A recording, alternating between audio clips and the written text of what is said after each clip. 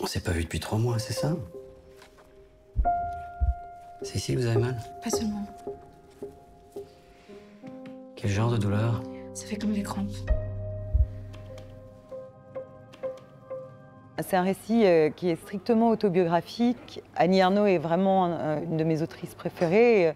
Et pour moi, adapter le livre, c'était d'abord lui présenter ma démarche, ce que j'avais envie d'en faire, ce à quoi j'avais préalablement réfléchi. Et j'avais besoin je dirais au moins qu'on regarde dans la même direction. Donc ça y est, c'est fini? Vous allez rater vos examens? Oui, non? Non. Non. Vos parents ont des problèmes, hein? C'est une histoire d'argent. Non, c'est pas ça. Alors c'est quoi? Ce livre, pour moi, a été la lecture du livre un moment important parce que quand je l'ai lu, j'ai été surprise parce que j'ai découvert qu'il y avait une immense différence entre un terme que je pensais connaître, avortement clandestin, et sa réalité. Je crois que je l'ai lu aussi avec le sentiment que le suspense était un peu insoutenable. Et ça m'a fait réfléchir en même temps que ça provoquait pas mal d'émotions.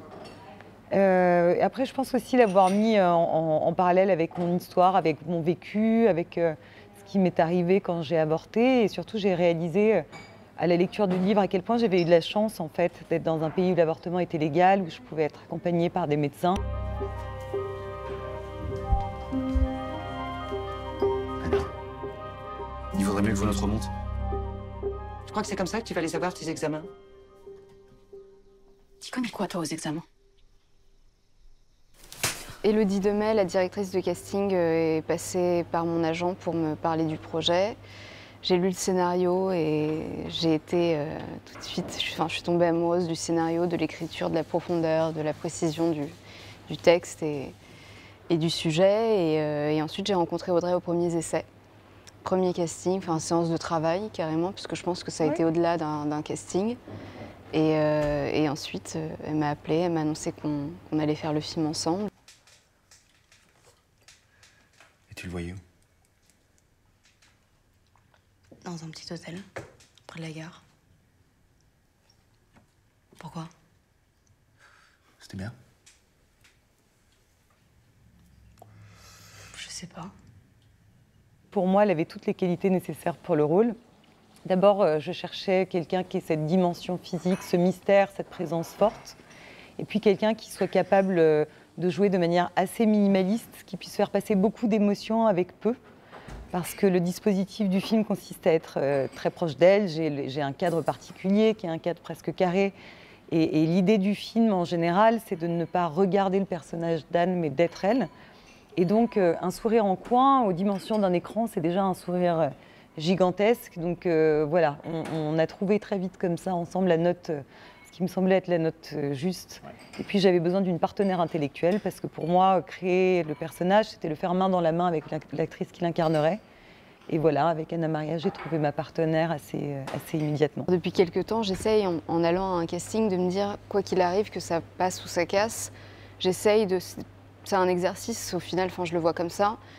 Et en fait, l'échange entre Audrey et moi était tellement fluide et tellement simple, et on s'est tout de suite comprises, en fait, que en sortant de là, je me suis dit, voilà, maintenant, que c'est là, mais de toute façon, j'ai apprécié le moment et je suis contente de l'avoir fait. Allez, raconte. T'aimais bien faire l'amour avec lui? Ça ne te regarde pas.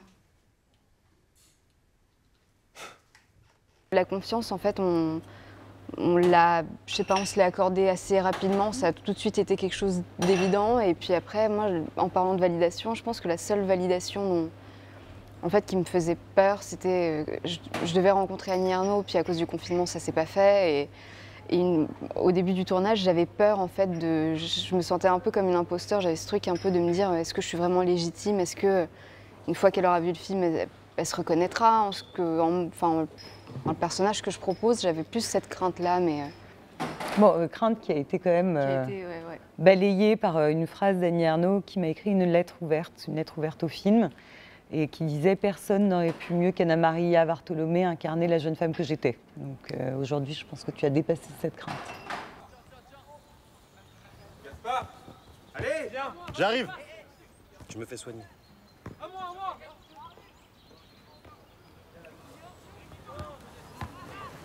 Merci, ma belle.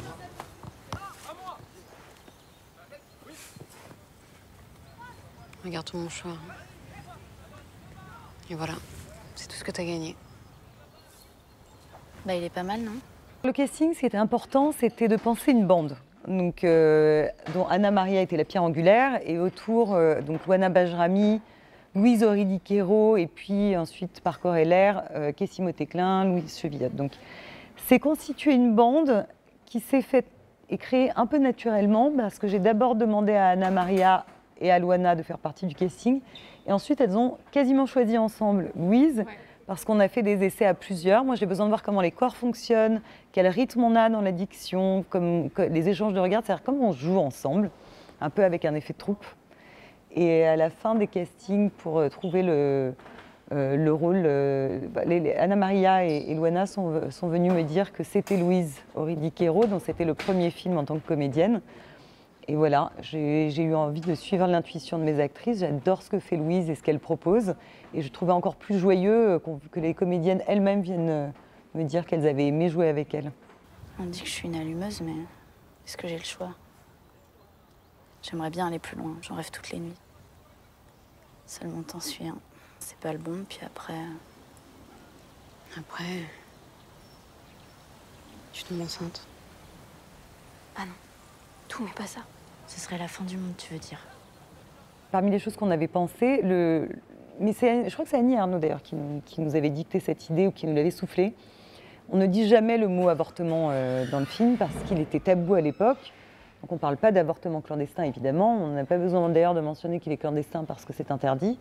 Et voilà, donc il y a vraiment un travail sur le mot, sur la manière dont le mot surgit, mais de la même manière que on a pensé la question sexuelle en se disant, avec ma co-scénariste, on se disait, on aimerait bien que cette idée surgisse touche par touche. Donc que d'abord les filles en parlent, et puis qu'ensuite il y ait une image, une photo, puis que l'une d'entre elles mime ce qui est un acte sexuel quand on recherche le plaisir, pour enfin y accéder.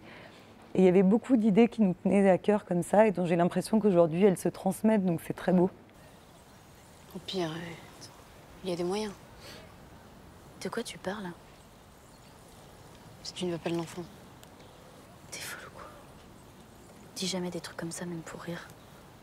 C'est le corps et la tête qui se confrontent, et la tête en tant que moteur d'un parcours social, parce qu'elle s'élève au-dessus de sa condition, et que réellement c'était la première à accéder aux études supérieures. Donc le sens de ces études-là était sacré.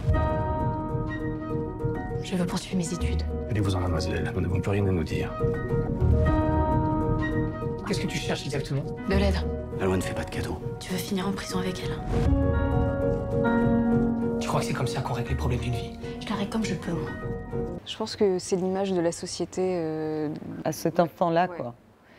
C'est toujours essayer de prendre des personnages, non pas comme des étendards moraux. Moi, je déteste le cinéma moral, je trouve ça très ennuyeux, mais plutôt comme le reflet d'une époque, d'une pensée de l'époque. Et puis surtout, le personnage de Kessimo Teclin, Jean, existe dans le livre. Et moi, j'étais totalement touchée par ce personnage qui, au départ, ne comprend rien à la douleur d'Anne et rien à ce qu'elle traverse, mais il ne comprend pas parce qu'il ne peut pas comprendre, parce que personne ne lui a jamais expliqué ce que c'était d'être une jeune femme, comment le corps pouvait se transformer en prison. Donc au départ, il est le pire. Il essaie de l'embrasser et il lui dit « on risque plus rien, t'es déjà enceinte ». Mais parce qu'il est le reflet d'une époque où les garçons ne sont jamais aguerris et il fait son chemin en parallèle. Et puis pour moi, il devient dans le film la figure du résistant. Et cet homme a existé, donc je trouve ça intéressant de voir le chemin qu'un jeune homme peut faire à cette époque-là, mais quel est le regard de tous les hommes en général. Et puis il y a plusieurs médecins, et puis ils ne réagissent pas tous de la même manière. Et interroger une époque, c'est ne pas choisir un genre et l'incarner à travers un personnage, mais s'offrir un aspect un peu pluridimensionnel et plusieurs regards, justement pour être un peu complet, un peu exhaustif. Franchement, j'aurais jamais pensé que t'as eu des histoires comme ça. Une histoire. Oh, une histoire. Arrête. Je fais abstraction de rien, ni de l'horreur, ni du bonheur, parce que dans mon film, il y a quand même deux dimensions qui ne vont pas l'une sans l'autre. Il y a évidemment tout ce qui est relatif à l'avortement clandestin, mais il y a aussi toute une histoire de jeune femme qui, un, va à la conquête de son destin intellectuel, deux, prend du plaisir, découvre son plaisir sexuel. Et ça, c'était important pour moi aussi de le vivre et de le faire vivre. Et oui, bien sûr, ce qui faisait partie du projet, c'était de voir si on pouvait, si le cinéma avait ce pouvoir, et moi j'en suis un peu convaincue, de partage d'expérience au-delà de l'époque. Et ça, il fallait le réfléchir dès le début. Et au-delà du genre, hein, donc qu'on soit effectivement une femme ou un homme. J'étais très heureuse d'entendre les hommes parler du film, en fait, et de voir qu'il y avait quelque chose de commun qui pouvait se vivre à travers l'histoire de cette jeune femme. Je m'y suis pas trop préparée parce que je pense que c'est des scènes qu'il faut pas mécaniser et qu'il faut pas trop... on les a apprivoisées, on en a discuté, on a quand même, on les a un peu dessinées, mais tout s'est fait sur le plateau au moment de...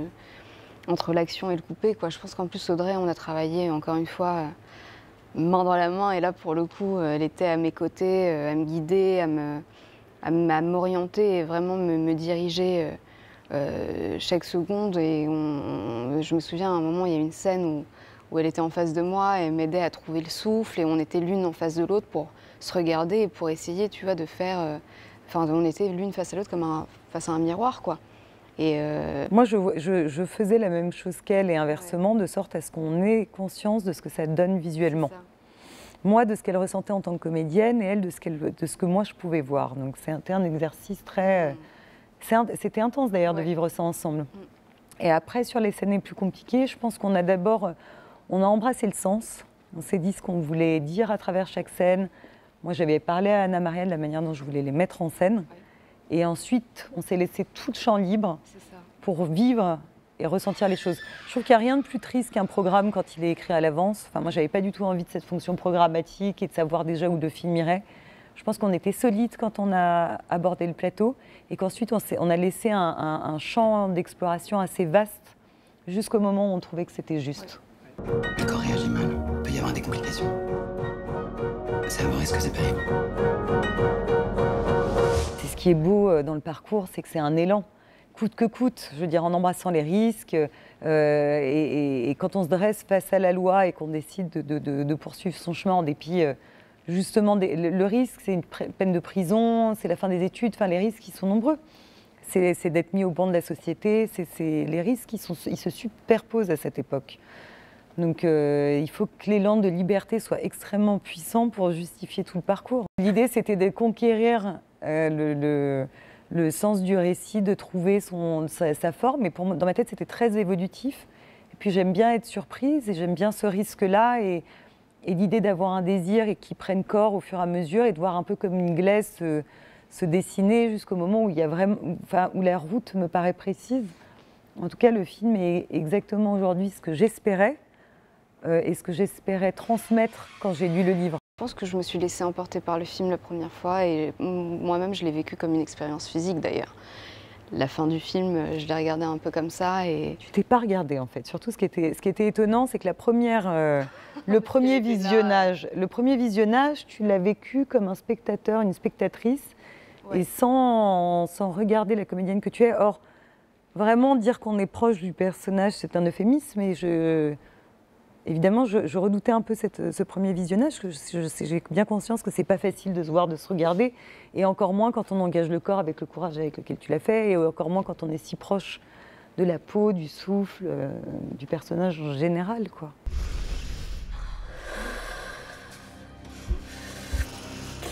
Je peux pas. J'y arriverai pas.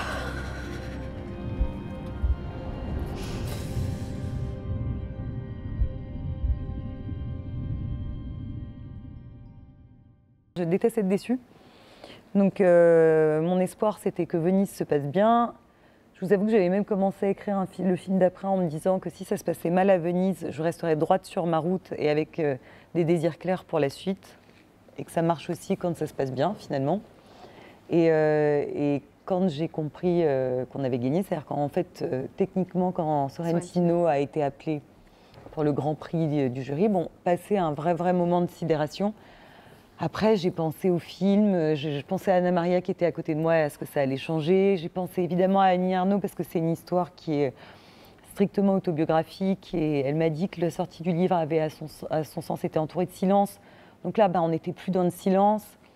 Et puis j'ai pensé au sujet en général, et puis vous n'êtes pas sans le savoir, aujourd'hui le sujet résonne fort aux États-Unis. Nous, on a rencontré des distributeurs américains, en tout cas ceux qu'on estime être les bons pour nous accompagner, à savoir AFC et Film Nation. Et eux, ils nous ont expliqué à quel point ils étaient émus d'avoir enfin comme un instrument, eux, ils parlent d'un geste artistique pour accompagner ce moment et ouvrir la discussion autour d'un sujet qui résonne fort et durement.